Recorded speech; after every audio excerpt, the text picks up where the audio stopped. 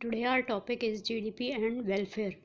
What is GDP? GDP is the gross domestic product. What it means that it is the money value of final goods and services produced in an economy during an accounting year. मतलब एक साल में कितने goods produce होते हैं, कितनी production होती है, दैट इज़ GDP. वेलफेयर तो हम सबको पता ही है. It means a sense of material wellbeing among the people, जो लोगों की वेलबींग से रिलेटेड होती है वेलफेयर. नाउ इस क्वेश्चन में जीडीपी एंड वेलफेयर में ये पूछना चाहता है कि क्या जीडीपी बढ़ने से वेलफेयर भी बढ़ती है. मतलब अगर जीडीपी या प्रोडक्शन बढ़ेगी तो क्या उसका डायरेक्ट इफेक्ट वेलफेयर से भी है, वेलफेयर भी बढ़ेगी जीडीपी के साथ साथ. तो इसमें कुछ एक्सेप्शंस हैं कि ऐसा ज़रूरी नहीं है. दिस जनरलाइजेशन में नॉट बी करेक्ट. ऐसा क्यों है? Due to some following limitations. What are those limitations? First, distribution of GDP. Distribution of GDP में it is possible that with rise in GDP inequalities in distribution of income में also increase. ऐसा हो सकता है कि GDP बढ़ने से inequality भी बढ़ जाए. मतलब inequality in distribution of income में ऑल्सो इंक्रीज.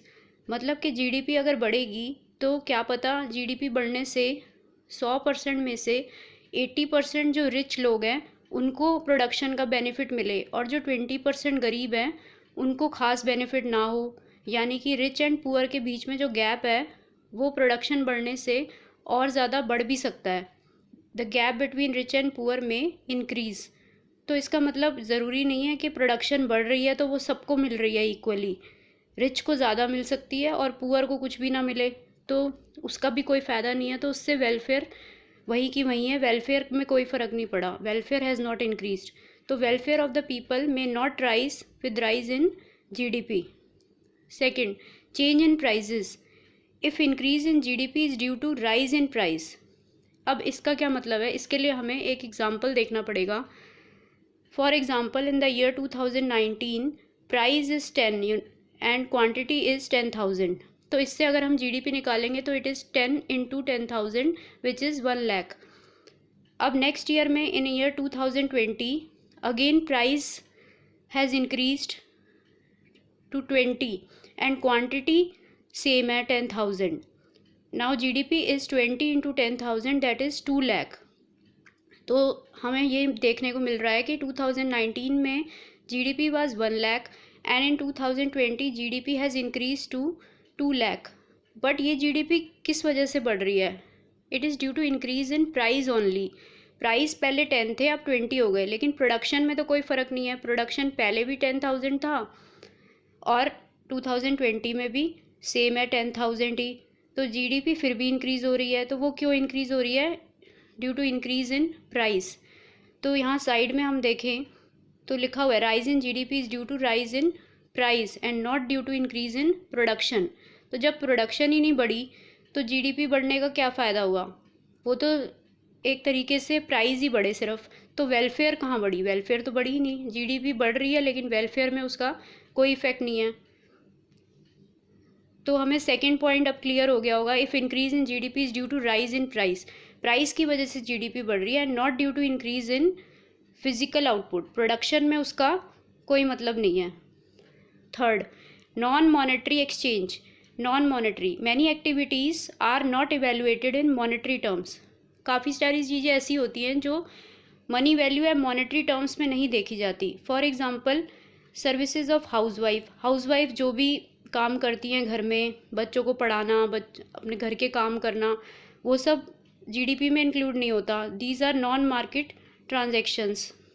ऐसे ही किचन गार्डनिंग, मतलब हम अपने ही गार्डन में कुछ फल वगैरह लगा रहे हैं या कुछ भी गार्डनिंग कर रहे हैं तो वो भी हमारा एक लेजर टाइम है, वो भी जीडीपी में इंक्लूड नहीं होगा.